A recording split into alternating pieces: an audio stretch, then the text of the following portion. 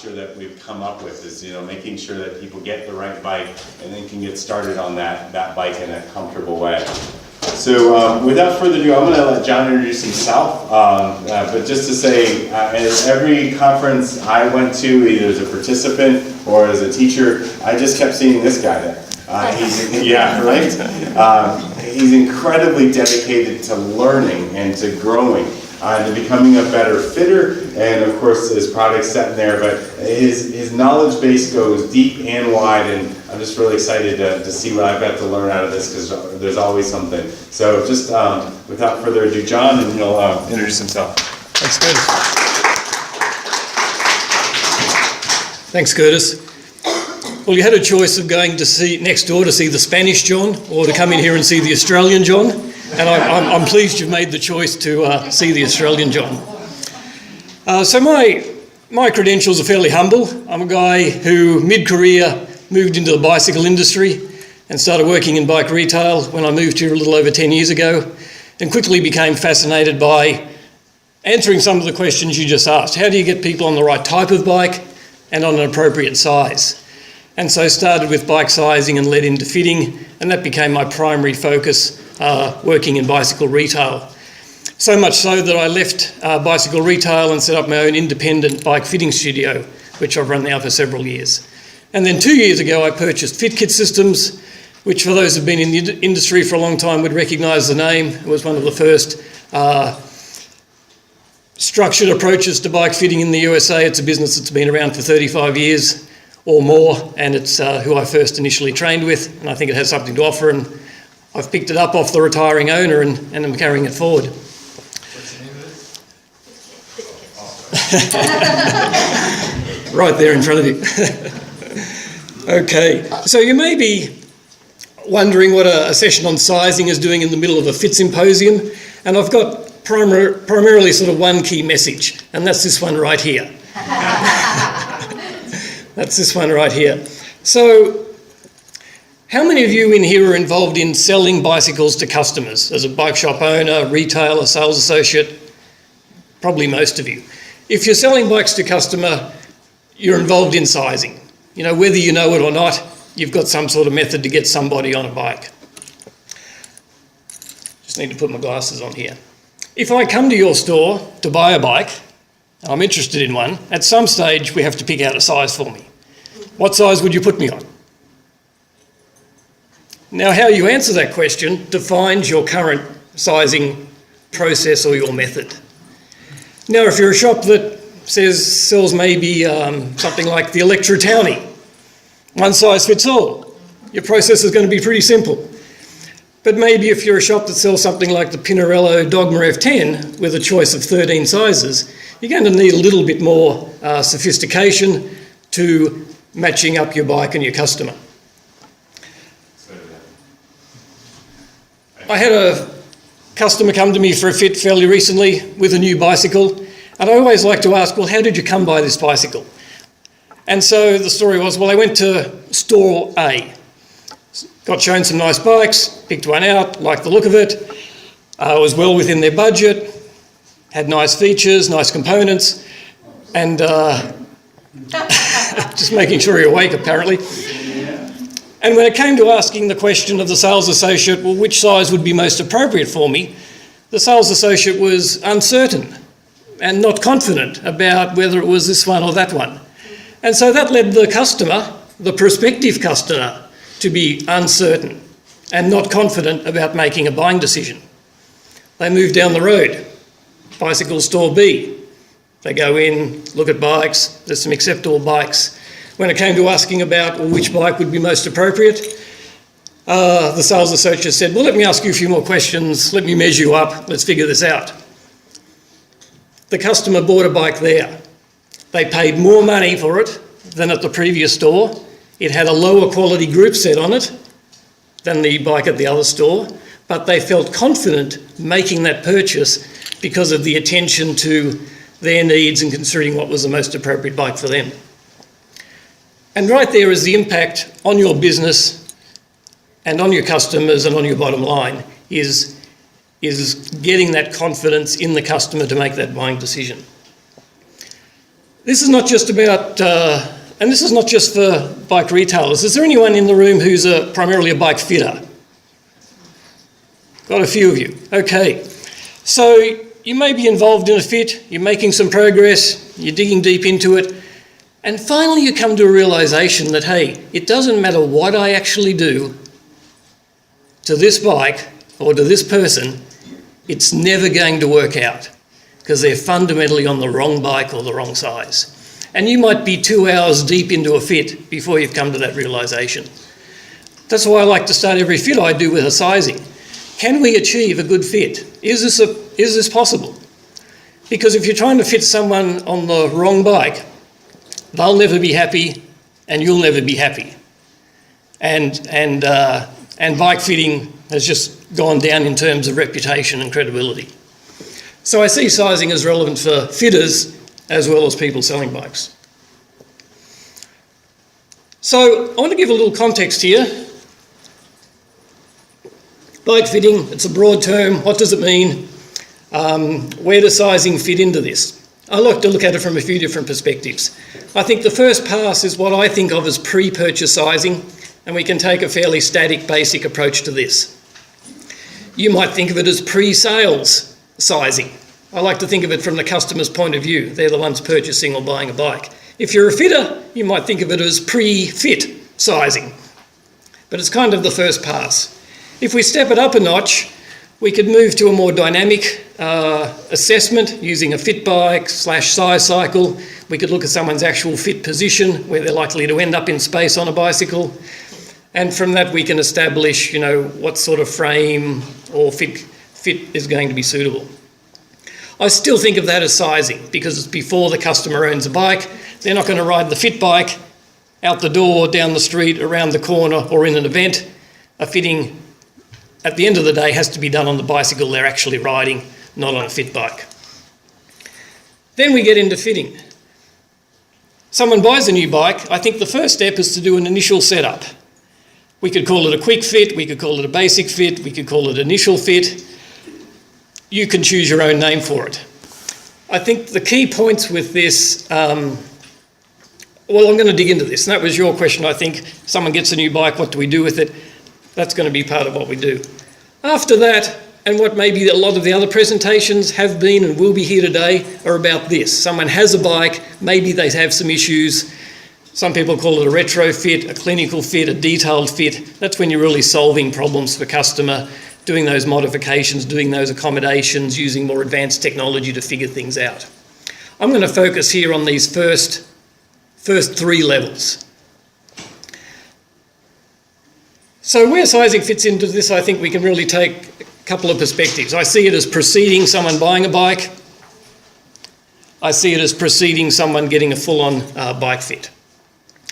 And so I want to go through the sort of what is sizing, why is it important, how do we do it, the sort of whole how, why, what, where, when aspects of sizing. So to start with, I think it's a number of different things. I think sizing is making some predictions, it's making some recommendations. We need to gather some information and ideally some data in order to put forward that recommendation. What type of bike is it? Is it that hybrid? Is it a flat bar road bike or a fitness bike? Is it a drop bar bike?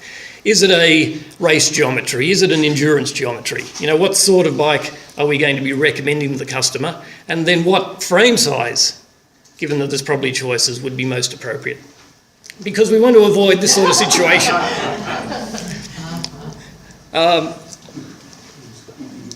So I think it'd be difficult to achieve a good fit between this cyclist and this particular bicycle. So we need to start with something we can sort of get close on. So I've talked about size matters, and I want to add to that, so does shape. And I use the word shape because it rhymes nicely with size, but it's another word for geometry. And often, a customer comes in, they're looking at numbers on the side, on a down tube of a frame, and they're looking at size that way. And that's really historically just one dimension, something to do with seat tube length, whether it's actual or theoretical or hypothetical, or just the marketing department came up with it. But it's really just looking at one dimension of a bike. We really need to look at more than that number just stamped on the frame in a glossy graphic. We need to really look at that overall shape and how that's going to affect the rider's fit position and their riding comfort and enjoyment on that.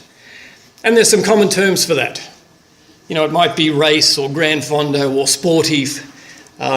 We might describe a bike as long and low or as short and tall. We might get into some specific data and look at frame XY, otherwise known as frame stack and reach, and describe the geometry that way. The key message here is that you could have two bikes the right size, in theory, but if they're a different shape or a different geometry, and a shape that's not appropriate for that particular person, then we're not going to achieve a good fit. So not only do we need to get the right size, we need the right shape. All too often, actually, was anyone here last year at the Fit Symposium? Mostly new crowd. Okay, there was a presentation last year which was really good, specifically about shape. So many people end up on a race geometry road bike when their body is fundamentally not suited or adapted to that, and they're coerced, if you like, by, you know, the big brand's marketing machine, and this is a must-have bike, and it's the classic middle-aged male buying the red sports car kind of thing to look fast and supposedly go fast, but go slower and with more pain because the bike is the wrong shape, it's the wrong geometry for their body and their particular physical ability at that time. So that helps generate business for my fit studio, people coming in with bikes that are the wrong shape. And that's why you end up with some funky short stems and high angle stems and various other modifications which shouldn't be necessary in the first place if that person ended up on an appropriate bike for them.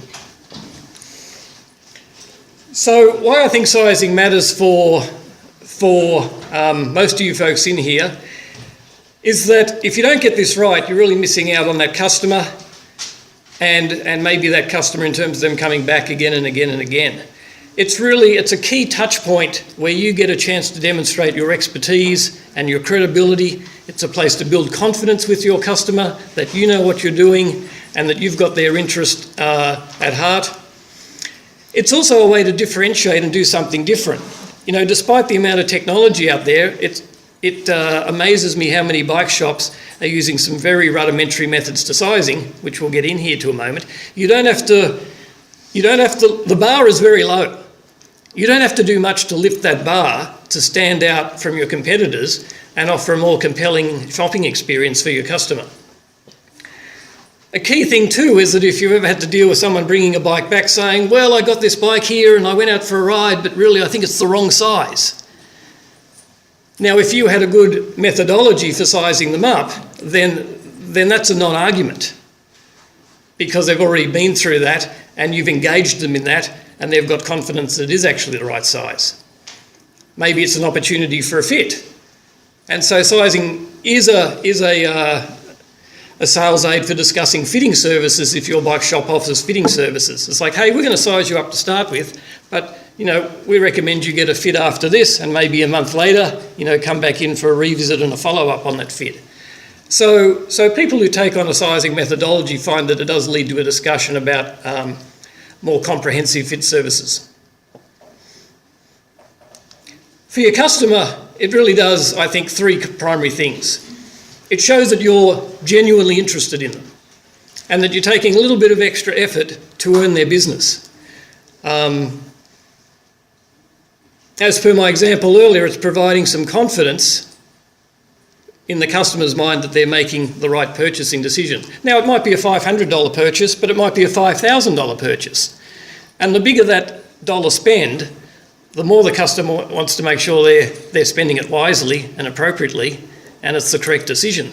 They don't want to have buyer's remorse, going, well, what if I'd got the 52 instead of the 54? What if I'd got this geometry instead of that geometry? You know, they want confidence up front that they're getting the right one.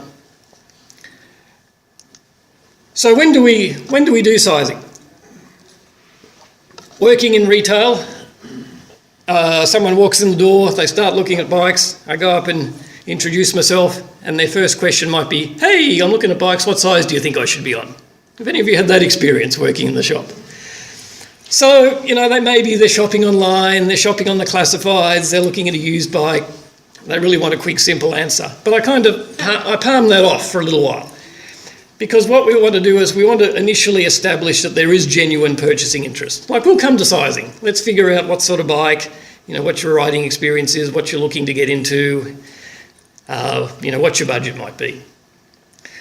But if we've established they're a potentially genuine customer, and if your shop offers a test ride, and not all do, but if you do, you probably want to size them up before they get on a test ride, because you want that test ride to be a positive experience. You don't want to send them out on a test ride on a bike that's not appropriate or not set up for them, or they're not going to like it.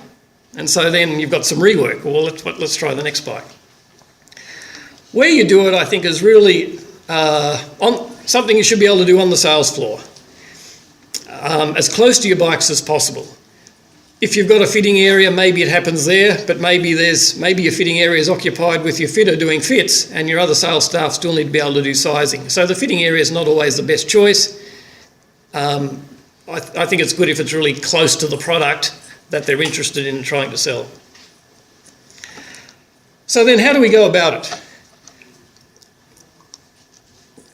There are, may I venture, some historical methods of sizing, and I would say that they're inadequate in terms of what the customer expects these days. And I'm not going to ask who's using some of these methods, because I know many of you probably are. But let's take the first one. It's cheap, quick, easy. Most everyone has at least one, generally two, and we like using them. And so I stand in front of you and you look at me and this kind of thing goes on. Run your eyes up and down the person. Let's see. Yes, 56. And we proudly pronounce an answer. Now, the problem with this is it's good for our ego. And look, in honesty, working in retail with many customers, you do get good at it and you often get pretty accurate. But where's the evidence for the customer? Were any of you next door previously with Porrick's evidence-based fitting? Okay, so where's the evidence for the sizing in terms of just our eyeball assessment and our looking someone up and down and going, well, this is your size? Where's the data? Where's the substantiation? Where's the validation? We're doing nothing to build our customers' confidence if we're just using this method. We could step it up and say, okay, throw a leg over this top tube, pull it up, how much clearance, stand over clearance. What does that tell us? It can rule out the wrong bike, but it doesn't necessarily narrow down to the right bike. It's cheap, quick, easy, but again, not a lot of substantiation, not a lot of validation for what our recommendation should be. We can step it up. We could do a height measurement. We could do an inseam length. Again, relatively quick, cheap and easy. The big plus here is we've got some data. Finally, we've got some numbers to work with. Okay, but are these good numbers? And what do they tell us? So let's take a look at this. We've got two people the same height. But what if their morphology is like this? Not uncommon. Someone's got long legs, short torso, short arms. Someone else has got short legs, long torso. Would you put these two folks on the same size bike? Probably not. But they're the same height, so is height a good guideline for sizing? It can be, but it's got limitations. Okay, what about inseam? We'll step it along. Two people, same inseam length. Again, some different morphology here. Someone with a much longer upper body, someone with a shorter upper body. Same inseam length, same size bike, same geometry? Yes or no? So we can see that with these couple of approaches, there's some limitations in terms of getting enough data to make a really solid recommendation. So there's got to be a better way. And this is what I propose it is. 4 steps to it, and we'll go through each of these 4 steps. Some of them I'm sure you're doing already. We want to start with asking some questions. Things like, do you already own a bike? Are you returning to cycling? If you have a bike, what do you like about it? What don't you like about it? We want to get some insight into their current cycling experience if they have it. We want to know a bit about their history. Have they been riding for 20 years, 40 years, 60 years? Are they now 40 years old and they've not ridden since they were 10 years old? Are they something that's realised they want to lose a few pounds and they want to get active and their knees are playing up and hey, we want to get a bike for some activity and some fitness? What are their intentions? Riding around the neighbourhood, going in a charity event, competing, doing their first century ride. You know, how hard do they like to let a ride? How far? What sort of effort are they going to be putting into it? These are things that I'd like to think you're doing already as part of just finding out about your customer when they come in. This is not going to lead us to size, but it's going to lead us to type of bike and the sort of model. The next thing we want to do is some sort of physical assessment. You don't need to be a physical therapist to do this. You don't need to be a sports medicine doctor. You don't need a treatment table to lay out. The first thing we're going to do is just ask some basic questions. If you have a bike now, do you have any persistent pain or discomfort on it? You know, what's bugging them on the current bike? Maybe that's why they're looking for a new one. Is there any sort of accident, injury, surgery history of relevance to sitting on a bicycle? You know, maybe I've had customers who've broken their neck twice in horse riding accidents, compressed their lumbar vertebrae in snowboarding accidents, you know, broken legs, broken collarbones 3 times. All of these things can affect their ability to assume a particular position on the bicycle. Now, unless they're not going to volunteer this unless you ask, because they're used to it, they accept it, it's part of their daily existence. They're not going to necessarily come out and say, oh yes, you know, I did break my neck, or I do have some scoliosis, or yes, I've got this issue in my back. So we do want to know about spinal column issues. And are they generally active? Do they do anything else? You know, have they come to cycling from running? Are they getting into triathlon? Do they do yoga or Pilates? Or have they just jumped off the couch for the first time in 10 years? You know, what sort of other physical activity do they do? The second part is to observe some things. First and easy, we can look at posture. We can come out here and we can have a person stand side on. You know, are they upright? Is their ear in line with their shoulder, in line with their hip, in line with their ankle? Or do they look like this because they're used to doing this or this? So if someone's got a posture like this versus like this, that's going to be a very different, potentially, style of bike and certainly a different fit position. So we can just ask them, you know, turn sideways and let's just take a quick look there. We're just looking at some gross differences here. We're not trying to diagnose, we're not trying to analyse.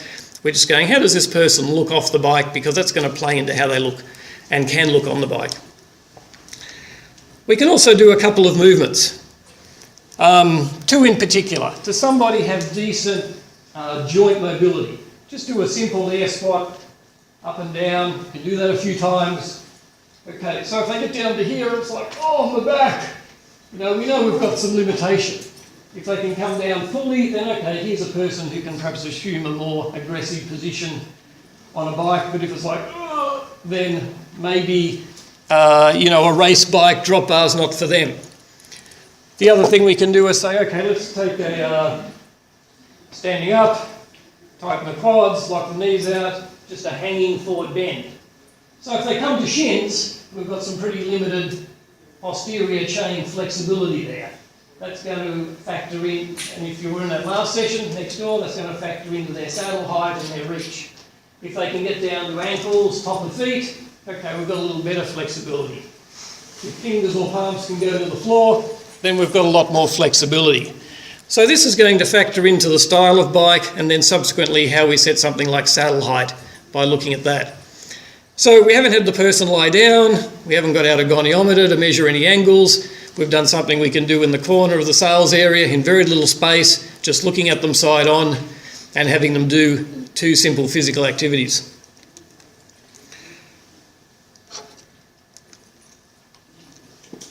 Next, we do want to do some measuring. There's a lot of information on this slide, so I want to sort of work through it, break it down a little bit. If we start at the top, we can really divide approaches to sizing into sort of 2 broad camps, a static measurement assessment or a more dynamic measurement assessment. That's going to require different tools and consequently different investment. So if we're looking at a static measurement, it's more around body proportions and more than just inseam length. Inseam length's part of it, but we want to know torso length or length up to the sternum, arm length, ideally shoulders. Sit bones would be helpful as well. If we're looking at a dynamic assessment, we're really looking at somebody's body position in space, often defined by joint angles through a particular range of motion. These are going to require different tools. For body measurement, we need some sort of measurement jig or some sort of measurement tools to measure various leg segments. If we're looking at a dynamic sizing, then we need some sort of size cycle or fit bike, different names for the same thing basically.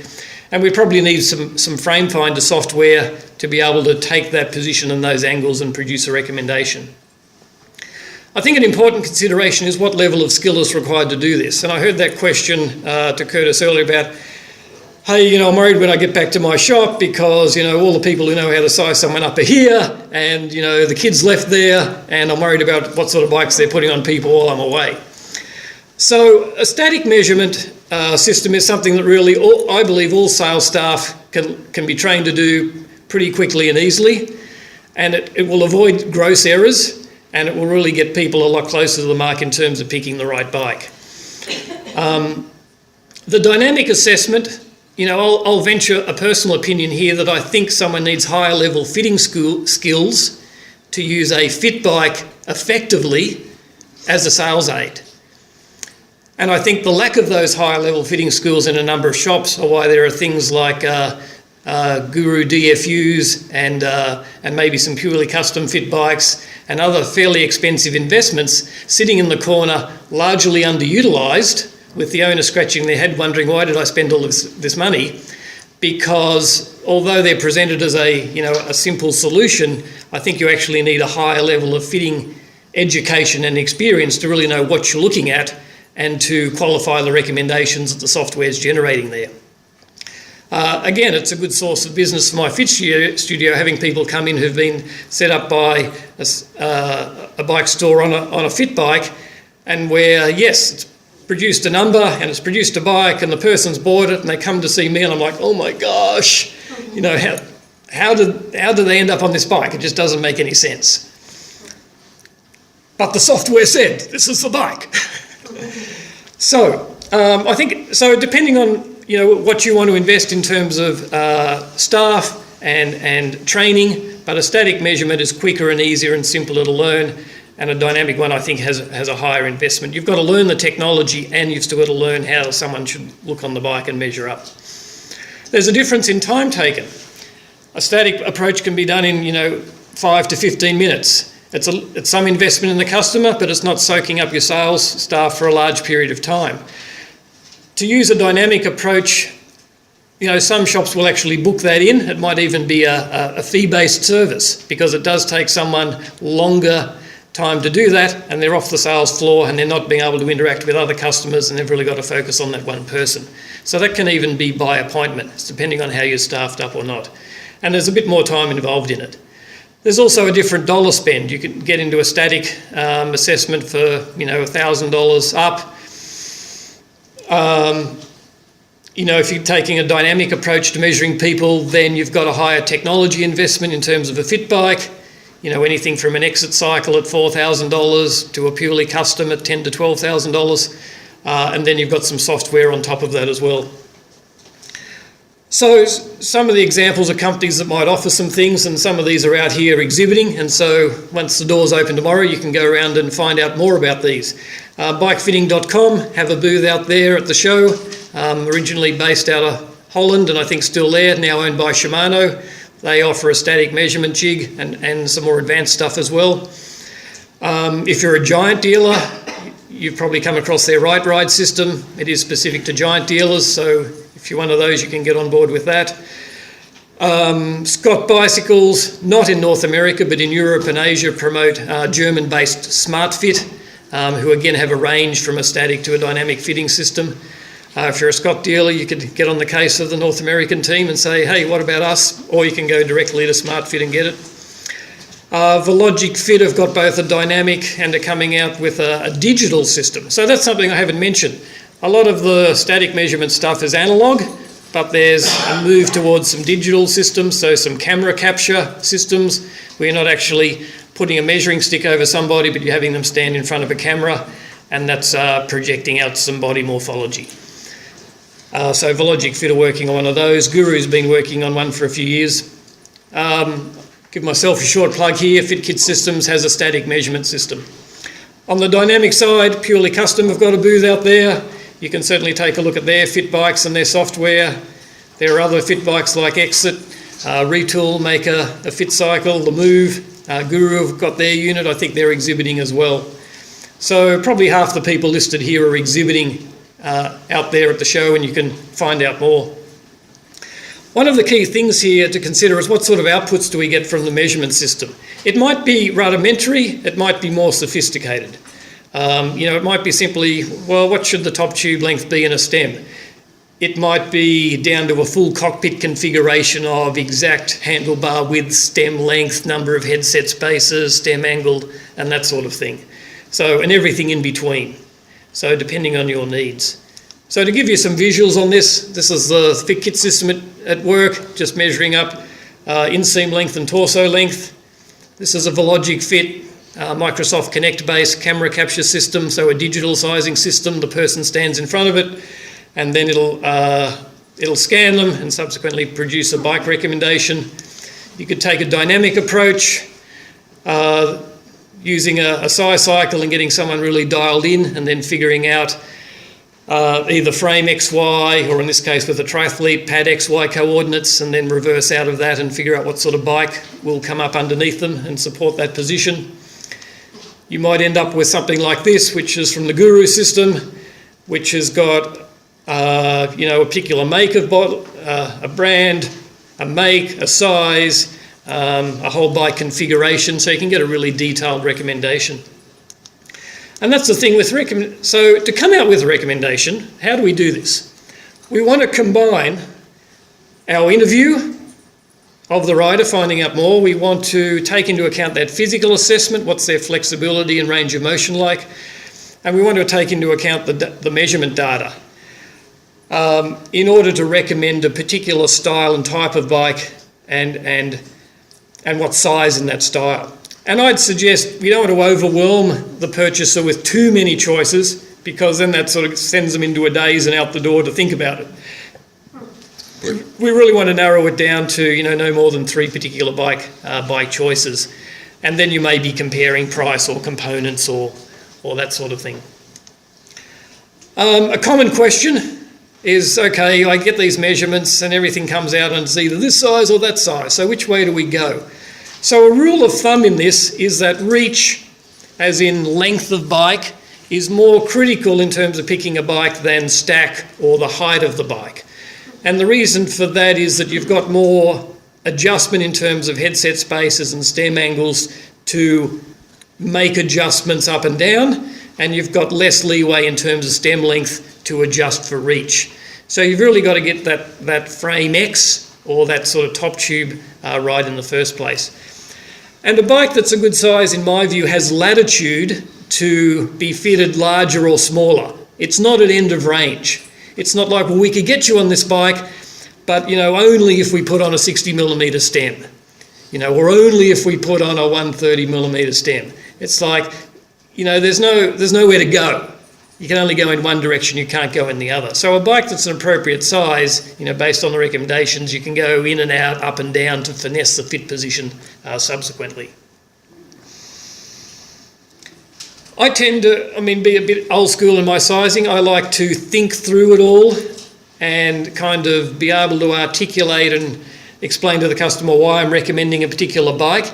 If you're using a software report, then the software says it and there it is, and that's nice and sexy and has good takeaway appeal for the customer.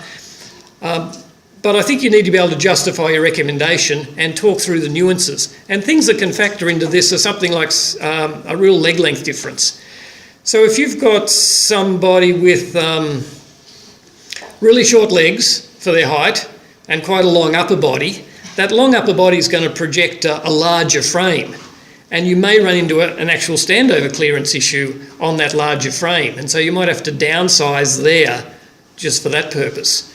The opposite can happen as well. Someone with a lot of leg and a shorter upper body, and they go, okay, pretty small frame. But by the time you get that seat height adjusted, that seat height's way up here, and the handlebars are way down here, and they're just in too much of an aggressive drop position. So I like to sort of think it through in terms of, well, where's their seat height likely to end up? Do they have standover clearance? What's their saddle to handlebar drop likely to be? And does this make sense? And can we subsequently achieve a good fit with this? So we need to sort of take a broader picture. And then we're adding in, do they have any physical issues? Do they need to be sitting more upright? Or not? So what getting all of this information together gives you kind of an evidence case to say to the customer, Mr. Customer, I know you're looking at this Trekker and it's got Di2 and it's, you know, looks sharp and shiny and it's a super go fast bike and you know, all the cool boys are on it.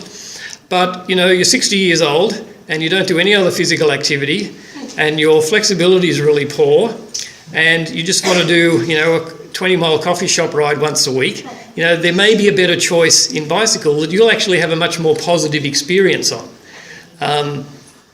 Now, some people don't want to hear that and they're going to make that purchasing decision anyway, but they'll be back and they'll be back and they'll say, you know, you were right. You know, this bike sucks. I really should have listened to you in the first place. Let's see. So we should end up with a bit of documentation. It may take different shape or forms depending on the approach you're using. It might be around bike geometry, you know, be it frame, stack and reach, be it top tube and stem. It might be around an actual fitted position. If you're using a cycle, you're going to end up with XY coordinates for saddle and handlebars, and you're going to have to reverse out of that and find frame XY. Often some software will do that. So I had a person come to me a while back with a road bike they'd recently purchased, drop bar road bike.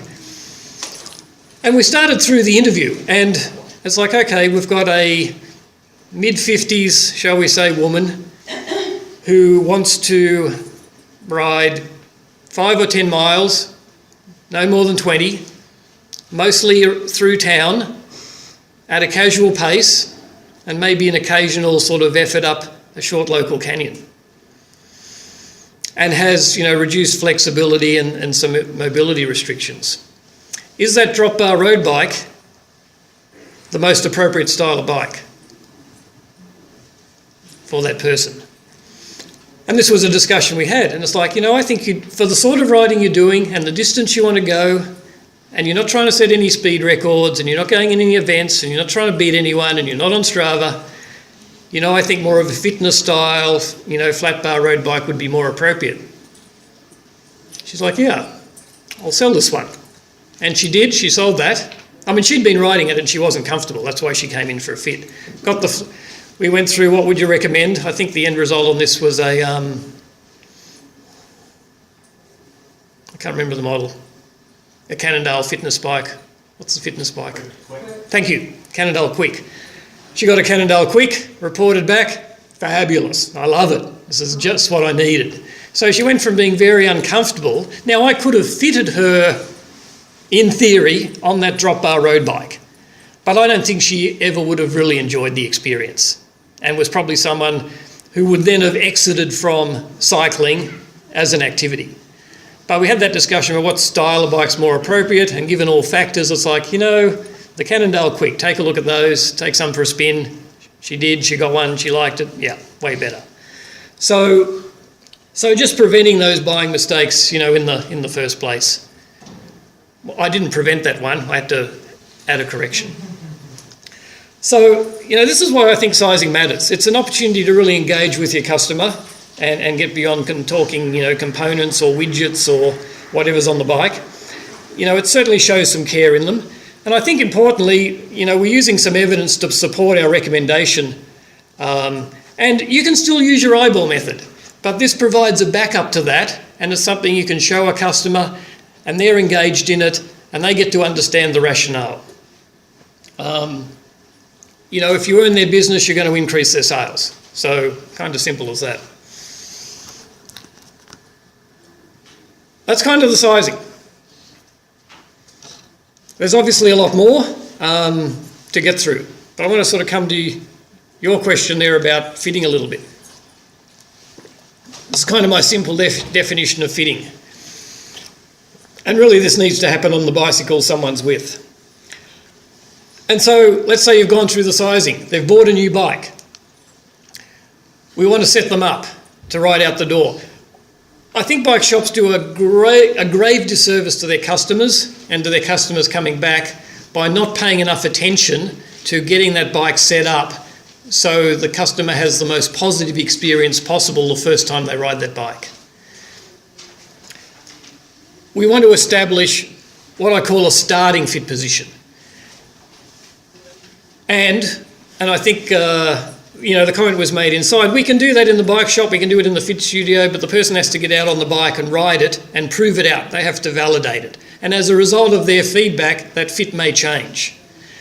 So what we're talking about is just setting up a bike initially in a decent position with somebody, and we're making a lot of assumptions, and we don't at this stage have any rider feedback to contribute to how we may nuance that fit, which may happen subsequently. We're assuming a reasonably functioning human being with no major anatomical injury kind of things that we're trying to deal with. Our primary objective here is to prevent some problems. So the person that came to me last week with a brand new specialised tarmac that they'd had for a month, and this is a very experienced cyclist, going, my hands are going numb. They didn't go numb on my last bike. I've been back to the bike shop. I've been back to the bike shop. I've been back to the bike shop. They've changed out the stem. They've done this. They've done that. My hands are still going numb. I took a look at the bike, and I'm actually going to hold that story. So but I took a look at the bike. No, I'll carry on. I took a look at the bike and I said, interesting that saddle's tilted so far down. You realise that's throwing weight forward onto the handlebars. And it's like, why didn't the bike shop see that the saddle is pointed down and fix that? A very fair question. Why didn't the bike shop see the saddle's pointed down and know that's throwing weight forward onto the handlebars, and that's why this guy's hands are going numb? Well, that was the low-hanging fruit. That was the most obvious thing, just looking at the bike going, interesting.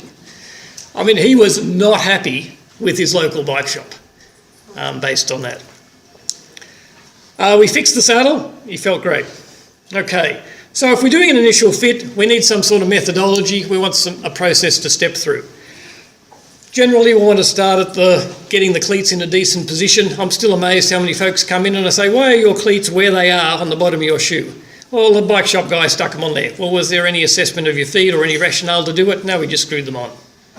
We can do better. I'm not going to talk more about this. At the back of the room is Paul Swift from Bike Fit. Wave your hand, Paul. He's got a booth out there. He's the man on feet and pedal. You can talk to me, but you can talk to him, and that's something we can carry on during the show. I do want to get to button saddle. I think the number one thing you can do on an initial bike is make sure the saddle is appropriate. I don't even know why bicycles are sold with saddles. I mean, they're not sold with pedals, so you can't ride them anyway. And so why are they even sold with saddles? Because I can virtually guarantee the saddle that comes on the new bike's probably not going to work for the person that sits on it and goes out the door. If you don't have some sort of arsometer, you should have one. Plenty of people are making them now. You can at least measure their sit bone width and rule out a saddle that is fundamentally not going to work for that person and cause them problems from the get-go. I mean, if you send someone out the door on a men's road bike racing saddle that's 125 millimetres wide and their sit bones are 145 millimetres wide, there's a problem right there that could have been cut off at the pass and not caused an unhappy customer straight away. So, and there you've got the opportunity to, explain some things about fitting and to sell a different product. So measure sit bones.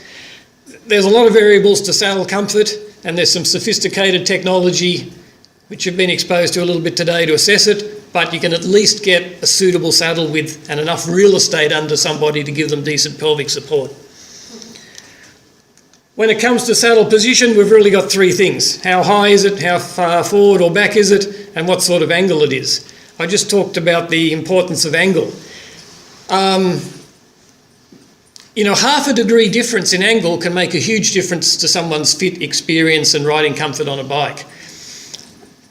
This one's not level, maybe it could be better level. Saddle brands vary in what their recommendation is. If it's an ISM saddle, it's going to be different to a Cobb, different to a SMP, different to this saddle in the picture. So it helps to understand the saddles and what's considered a neutral starting position for them. It's not necessarily 0 degrees, it may be some part of it 0. If all else fails, just make sure the saddle is centred in the clamp. I mean, that's just a starting point. If we want to set height, we can take our sizing recommendations of inseam and we can project out at least a starting height. Now, I'm not trying to finesse and fine-tune and say, okay, this is the precise place your seat height's going to end up, but we just want to be somewhere that's in range, that's not going to do any harm and is a decent starting point. Now, depending on one's system, whether one might use a digital motion capture system or a handheld goniometer, these angles can vary.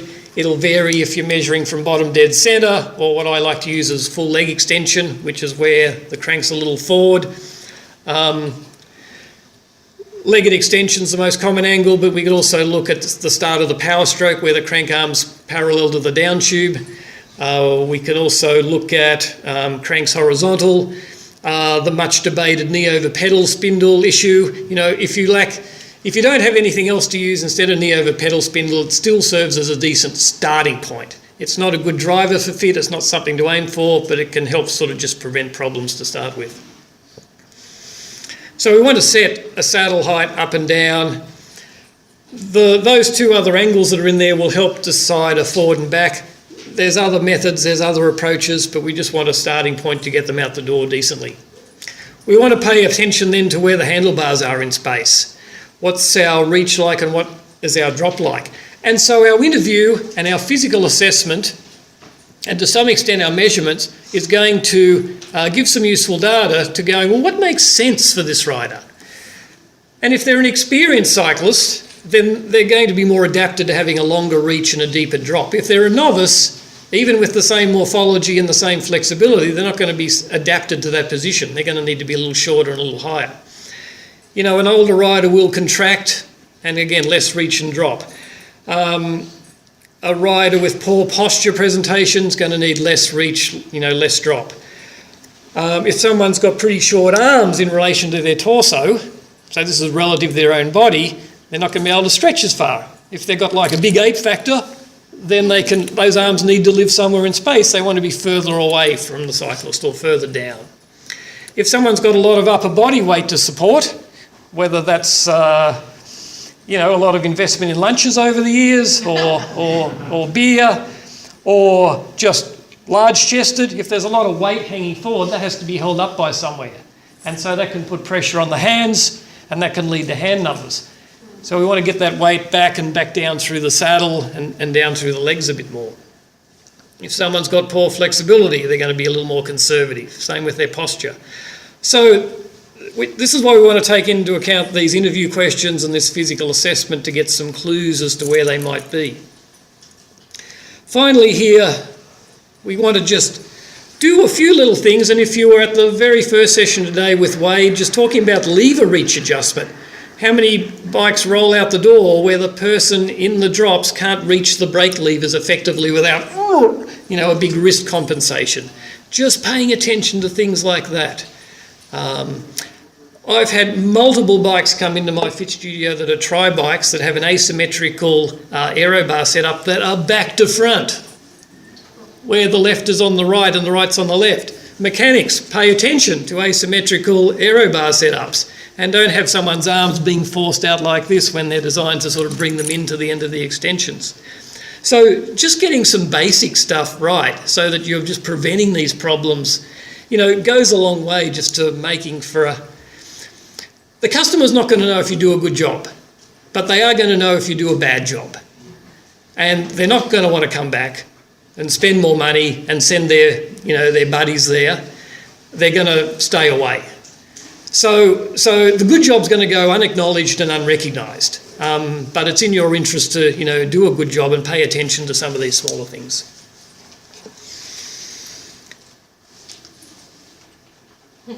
There's a lot more. You know, the sizing, fitting process. If you offer fit services, then the sizing's a chance to explain what levels of service or what other options are available to you. If you were next door in the last session, the comment was made about the importance of follow-up, and this is vital. I had my car into the Subaru dealer a week or two ago for a service, just basic oil change. A week later I get the phone call. You came in for a service last week. We wanted to check in with you. How was the service experience? Are there any problems? How are things going? The car industry have this down. Every time I take my car in for some sort of service, I get either a phone call or an email within a week asking, how was it? Any issues? Are you satisfied? Does the bike industry do that? Could the bike industry do that? You send that person out the store on a new bike and you've done the setup. How do you know if they like it? How do you know if there's a niggle or not? Customers, unless there's a real big issue, they don't like to complain. But if there's a little niggle, they're just going to keep it to themselves or share it with their friends. They're not going to come back and tell you. You need to proactively chase after these people and contact them and say, hey, you got a new bike from us 2 weeks ago. We want to, have you been out on any rides? How are you feeling on it? Is there anything uncomfortable? Oh, your hands are going numb. Hey, it'd be great to have you come back in. There's probably a quick adjustment we can do to help with that. We want to get the riders' feedback. We don't know if we've done a good job, and we'll only learn if we're doing a good job and improve on our work if we're getting their feedback and we're getting our fit work validated by the cyclist. If they say, yeah, it feels great, awesome, thank you. If there's some issues, and maybe they've got more physical issues, maybe there's more injury history, medical history there that needs to be taken into account, our basic fit's not doing it, then that's an opportunity to talk about some advanced service or some out referral to a medical professional, or, hey, there's maybe more going on to this than we can figure out. So there's a chance to talk up other services.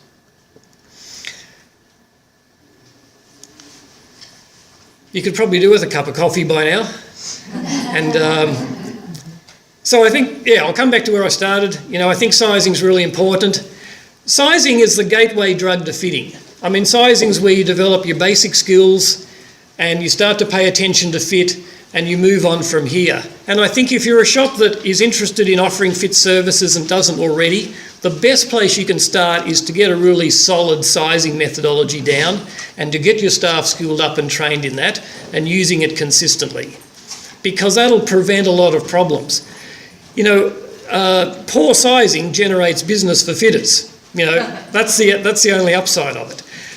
But if you get that sizing down, you can progressively grow a more comprehensive fit service offering to your customers on a really solid foundation. And you won't be kind of trying to undo poor work by trying to fit a bike that was the wrong choice in the first place and was maybe the wrong frame size in the first place. You'll be dealing with sort of more nuanced and more progressive issues. So I'd say, if you want to start somewhere in fitting, start with sizing, get that dialed, get confidence with that, gradually layer in more technology, get confident with that technology, then you can progressively